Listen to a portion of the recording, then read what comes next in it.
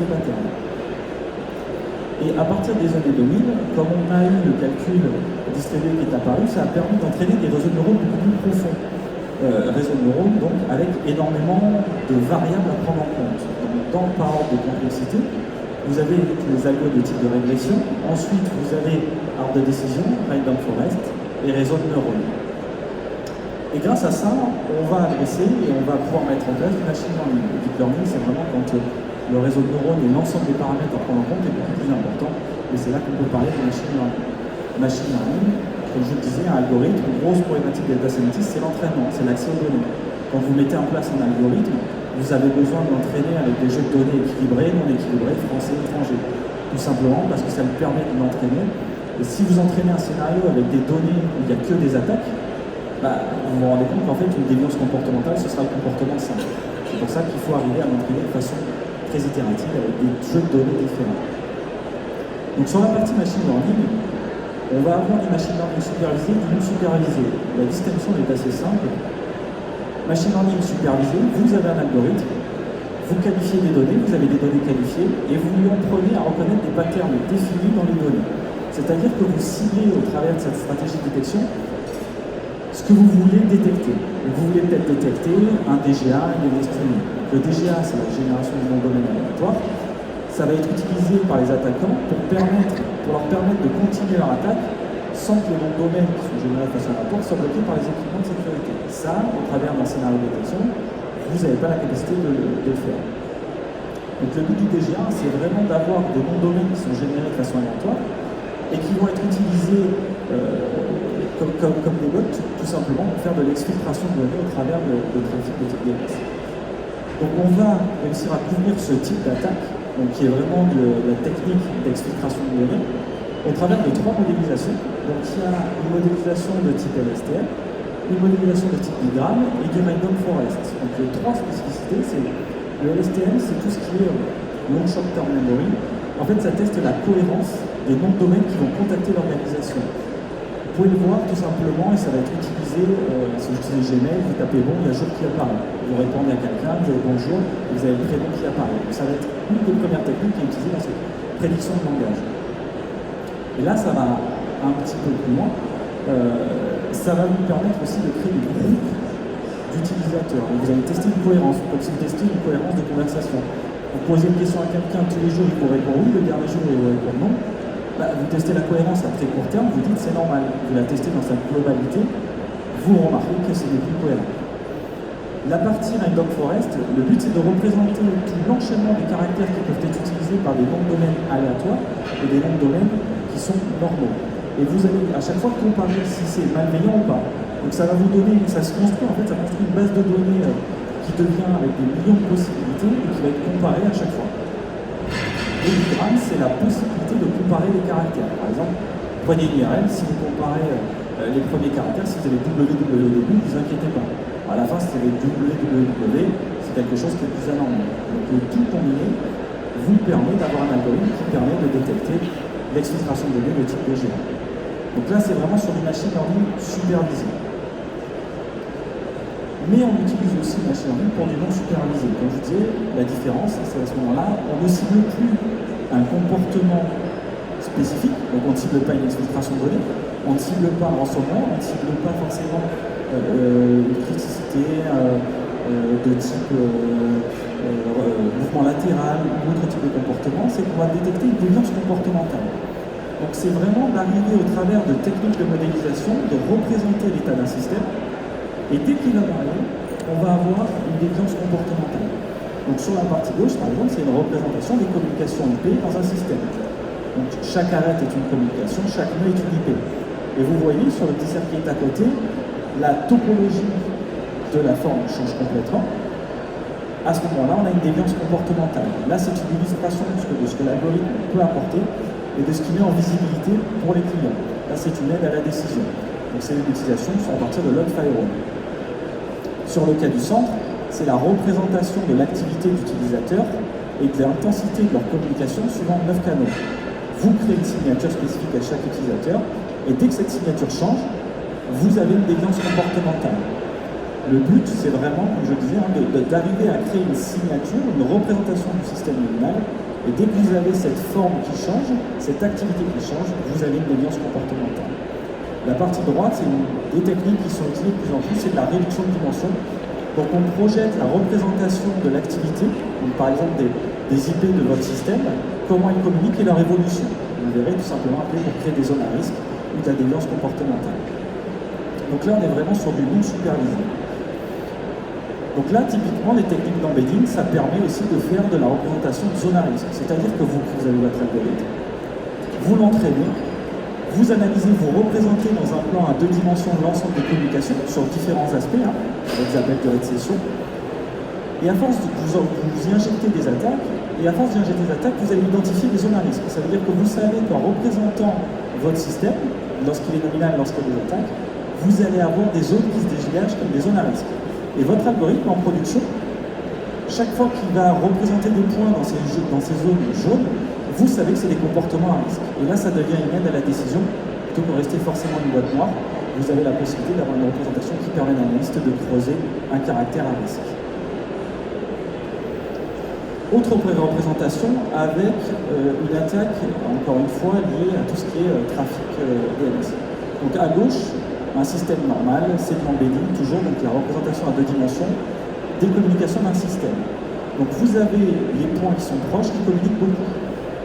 Ce qui est en rouge transmet plus de logs que ce qu'il n'en reçoit. Ce qui est en vert, on reçoit plus que ce qu'il en émet. Donc vous avez des groupes qui se forment au travers de l'algorithme. Vous avez un groupe en bas à gauche, en haut à droite, le DNS qui va communiquer avec les adresses publiques, qui va avec plus de logs. Et à un moment donné, vous injectez une attaque. Donc là, on est dans du command and control avec du trafic au travers du DNS. Qu'est-ce qui se passe? Vous avez votre DNS qui est contacté par énormément de votre public, donc toutes les IP externes deviennent beaucoup plus émettrices que réceptrices. Donc vous avez le cercle vert qui grossit énormément. Et le DNS, à ce moment-là, qui passe d'un état où il était plus récepteur que transmetteur de log, il change de couleur et à ce moment-là, c'est lui qui fait l'exfiltration de données. C'est vraiment une attaque de type DNS. Et ça, au travers de la détection, vous ne pouvez pas le faire. Tout simplement parce que si vous allez vers des DGM, des choses comme ça, le seuil ne vous permettra pas de détecter ce type de comportement. Donc là, c'est vraiment une représentation du fonctionnement de l'algorithme et de la déviance qui se fait lorsque vous avez cet algorithme en production. Vous avez vraiment la représentation de l'évolution du système lorsqu'une attaque est implémentée ou injectée dans le système. Le but, c'est vraiment d'avoir, au travers de l'IEBA, une représentation de l'activité de votre entreprise, donc une vague comportementale. Vous apprenez cette vague, vous la construisez, vous la représentez. Et derrière, chaque fois que vous avez un point qui sort de la vague, c'est que vous avez une déviance comportementale. Encore une fois, cette déviance comportementale, elle n'est pas forcément liée à l'exfiltration, elle n'est pas forcément liée à du cryptage, à du mouvement latéral, à la destruction de serveurs.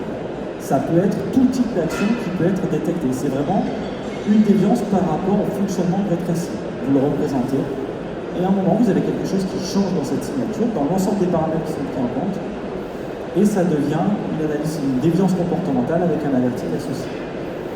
Donc un cas concret, vous voyez en jaune clair, je ne sais pas si vous voyez assez bien, mais en jaune clair, c'est ce qui est appris par l'algorithme, et les pics, c'est le temps réel. Ça veut dire que vous avez ce qui a été appris, ce qui a été construit par l'algorithme, et en temps réel, c'est la prédiction de ce qui va se passer dans les 15 prochaines minutes. Et vous avez à un moment donné un pic qui sort de la courbe. Et à chaque fois, ça a mené des analyses, sachant que là, c'est un cas concret chez un client qui est vraiment orienté log ou web access. On peut le faire sur du proxy, sur du firewall. Et ces deux cas n'avaient pas forcément été détectés par des SOC, vraiment SOC avec règles de détection, règles de corrélation. Tout simplement, c'est un mix de comportements qui vont mener à une déviance comportementale. Ce n'est pas forcément un seuil qui est atteint, c'est un ensemble de paramètres qui, corrélés, vont mener à une déviance comportementale. La stratégie de détection, les règles de corrélation, le scénario d'IA, le but c'est de répondre à une question, parce que vous pensez être protégé. On sait que 80% des attaques, c'est lié à l'entité entre le poste et la chaise, donc l'utilisateur. Si vous faites une campagne de phishing dans vos systèmes d'information avec vos collaborateurs, vous pouvez faire une campagne de phishing, marquer attention, c'est une campagne de phishing, merci de pas cliquer. Je peux vous garantir qu'il y a des gens qui cliquent dessus quand même. Vous faites quelque chose de plus évalué, où vous allez utiliser l'adresse du PDG, enfin vous allez sur LinkedIn, vous trouvez assez facilement comment se fait une adresse mail dans une entreprise, et la plupart du temps c'est prénom.nom@entreprise.fr ou première lettre du prénom, nom de famille @l'entreprise.fr. Vous pouvez le retrouver assez facilement. Et là, vous pouvez faire une campagne de phishing un peu plus évoluée, vous dites Pour des questions de réglementation, merci de me répondre avant 17h. Avec le PDG, tout le monde va répondre. Vous verrez un scoring différent, une réponse différente. Donc vraiment, on identifie le collaborateur dans ces scénarios de DBA comme une entité à risque. C'est vraiment quelque chose qu'il faut surveiller. Le but de tout ça, c'est aussi de pouvoir montrer des métriques et une représentation, toujours par rapport au référentiel de la matrice LIB, de pouvoir représenter par rapport à une attaque des métriques associées et une représentation en fonction des tactiques, des techniques et un scoring par rapport à la menace qualifiée. Mais le but, c'est de se dire à un moment, très bien, on a identifié que le collaborateur, c'était une entité à risque, on met l'UEBA, on met des règles de détection et la déclaration.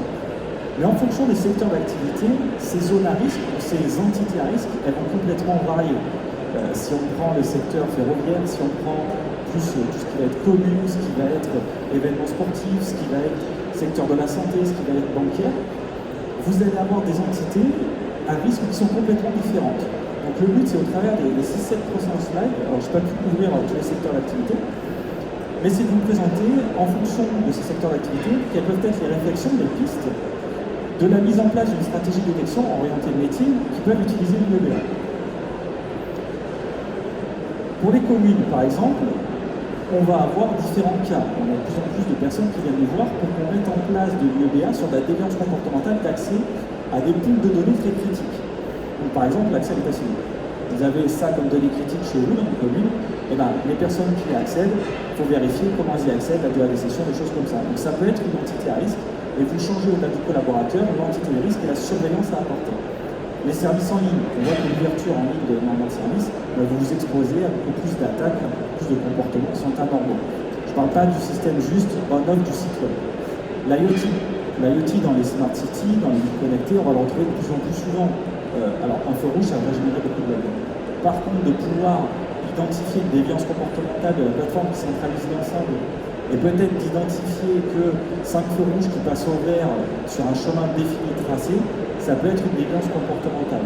Ça, c'est les cas que je vous explique, c'est des cas où des personnes sont venues nous expliquer parce qu'ils voulaient apporter ce type de détection dans ces systèmes. C'est vraiment des choses concrètes. Le but, c'est aussi de corréler tout ça à de l'analyse de risque métier. Ça veut dire que quand on déploie un SOC, on part sur les équipements de sécurité périphérique, firewall, proxy, AD, serveur, IDS, VPN, Zscaler, Bastion, tout ça, on accompagne le client sur cette stratégie de détection. Parce que c'est des choses qu'on a l'habitude de mettre en place et on peut leur présenter quelles sont les règles de corrélation, de détection qu'on arrive bien à mettre en place en fonction des ressources et de leur système d'information. Par contre, sur la partie métier, on a besoin d'une analyse de risque métier et savoir quelles sont les autorisations d'accès à tous les documents possibles. Si le client vous dit à 18h30 plus personne n'accède, détecter quelqu'un qui se connecte à 19h30, on n'a pas besoin de faire du machine learning. On met en place une simple règle de détection qui dit après 18h30, je veux détecter quelqu'un qui se connecte et vous avez l'avertissement. Vous n'avez pas besoin de faire de la déviance comportementale. Le but de cette déviance comportementale, c'est de pouvoir la mettre en place quand votre système il autorise une déviance. Vous ne dites pas à vos utilisateurs n'accèdent pas à Internet. Ce n'est pas du 0 ou 1, ce n'est pas du blanc ou du noir. Vous avez une déviance qui est autorisée, vous n'avez pas forcément de règles strictes qui sont mises en place autour de ces systèmes. Donc le collaborateur est toujours au sein de l'identité à risque. La partie ferroviaire, c'est également le même principe. Vous avez une zone à risque qui peut être la zone de sécurité. Tout simplement zone à risque parce que c'est critique pour l'entreprise avec un fort taux d'attaque. C'est ce qui va gérer la communication dans la train en disant tu prends à droite, à gauche. Vous comprenez qu'il y a un risque humain fort derrière. La gare peut être une représentation si on arrive à identifier ça comme une entité à risque. Le train, on sait qu'il y a des complications train-sol qui sont contenues, mais dont le volume de données n'est pas forcément hyper parlant.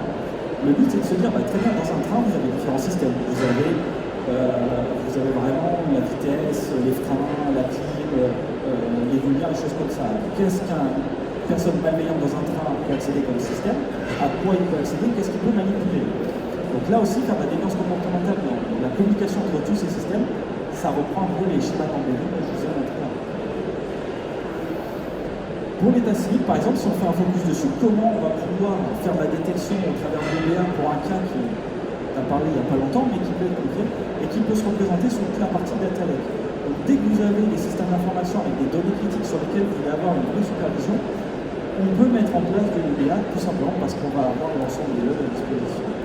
Le but, en fait, la démarche, c'est d'arriver à détecter et à identifier les features associées. Donc vous avez comme feature une durée de session, un type de connexion, le nombre de bytes, les actions réalisées, les éventuelles erreurs.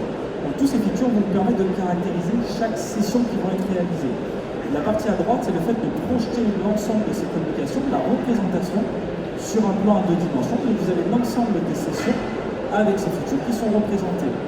L'étape d'après, c'est de les regrouper par typologie. Donc vous dégagez des groupements similaires de fonctionnement de sessions. Vous avez 3 couleurs qui apparaissent, du bleu, du vert, du rouge. Et dans l'évolution, ça va vous permettre de détecter ce qui ne correspond plus à ces groupes-là. En fait, cette évolution aussi, et cette détection, cette analyse comportementale, si vous regroupez, que vous représentez des groupes d'utilisateurs dans le système d'information, la déviance comportementale, c'est un utilisateur qui va changer de groupe ou qui va se retrouver isolé. Donc là, c'est la même façon de faire. Une façon aussi de représenter, vous le voyez dans le schéma qui est en bas à gauche, et vous voyez assez rapidement une périodicité qui se dégage. Vous voyez la journée, la nuit, le week-end. Et assez rapidement, vous allez voir les IP qui apparaissent un peu plus bizarres, qui sont plutôt sur le haut du schéma, en fonction des différentes features qui sont présentes.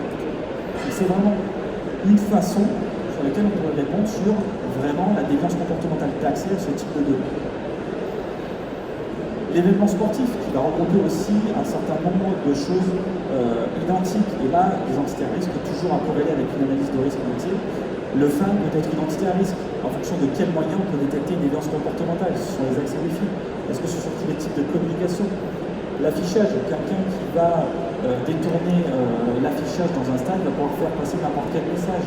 Les infrastructures, qu'est-ce qui se passe si quelqu'un accède à tout ce qui est sortie, porte de sortie, ascenseur, infrastructure connectée, et qui apporte un acte malveillant? Les données sportives, même chose, on le voit dans les contrôles de pilotage, mais quelqu'un qui accède, un peu comme sur l'état civil, l'accès à ces données doit être surveillé, il faut identifier tout ce qui est déviance dessus, parce que vous avez un risque derrière associé à ces données. Secteur médical va avoir des choses un peu différentes, des risques qui sont un peu différents. En gros, vous avez des professionnels qui ont besoin d'accéder à des données très rapidement pour prendre des décisions qui peuvent intenter la vie de personne. Donc, le ransomware est très fréquent dans ce secteur-là parce que vous avez un besoin d'accès à la donnée très critique. Mais les dossiers patients, par exemple, est-ce qu'il est autorisé d'accéder pour un médecin à 50 dossiers patients le week-end? Est-ce qu'il peut accéder à un dossier de sa propre famille, d'une personne classée VIP pour éviter les fuites de données? Donc tout ça, par rapport à une analyse de risque, c'est des comportements qui sont interdits, qui peuvent être mis en place et détectés, soit au travers de détection, de corrélation, de scénarios d'IA en fonction de la flexibilité que vous autorisez. L'hôpital peut être identifié comme une entité à risque. Les équipements aussi, on sait qu'il y a quelques années, il y avait un intervenant qui était allé dans un hôpital, il avait accès à des Wi-Fi, il avait pu pirater les IAM, récupérer tout ce qui était radio qui avait été réalisé. Là, c'est vraiment sur un aspect spécifique de l'IAM, mais on peut voir ça dans plein d'autres objets connectés. Secteur de l'énergie, différent, réseau électrique très vieillissant. Site de production, les ICS, on entend souvent parler, c'est quelque chose qui est peu verbeux, mais sur lequel on peut analyser une déviance comportementale. On a également sur le secteur bancaire, transfert d'argent, qu'est-ce qui est autorisé, qu'est-ce qui est comme déviance. Alors le secteur bancaire, c'est là où généralement il y a déjà du machine learning qui est utilisé avec de l'IEBA pour voir les déviances comportementales. Mais la fraude, c'est la même chose. Vous avez ça dans le secteur des assurances. Quelqu'un qui déclenche, qui a produit un accident, qui subit un accident et qui fait les réparations derrière, c'est assez particulier. Vous avez aussi des cas où des gens achètent des voitures dans un pays et ils ont un accident dans un autre, tout simplement parce que la politique entre les pays n'est pas la même. Ça, c'est aussi des cas concrets qui sont présents dans ces secteurs-là, où ils utilisent du machine learning pour identifier les déviances par rapport à un traitement de données qui est juste énorme, sur lequel un humain ne pourrait pas faire. Donc voilà, j'ai essayé de vous présenter un peu l'ensemble des scénarios de GBA qui peuvent être appliqués à différents secteurs d'activité. Je n'ai pas tout couvert. Si vous avez d'autres secteurs d'activité, j'ai d'autres slides, on pourra en parler. On est au stand A7, donc si vous avez des questions maintenant, pas de soucis. Si vous voulez nous voir après, évidemment, aucun problème.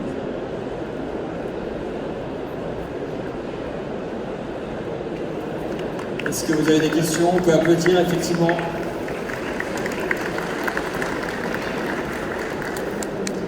Est-ce que vous avez des questions?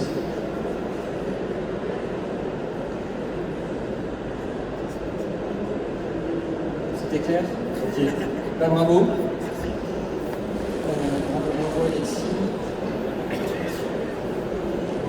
On se retrouve à 12h30 pour la présentation de Wix.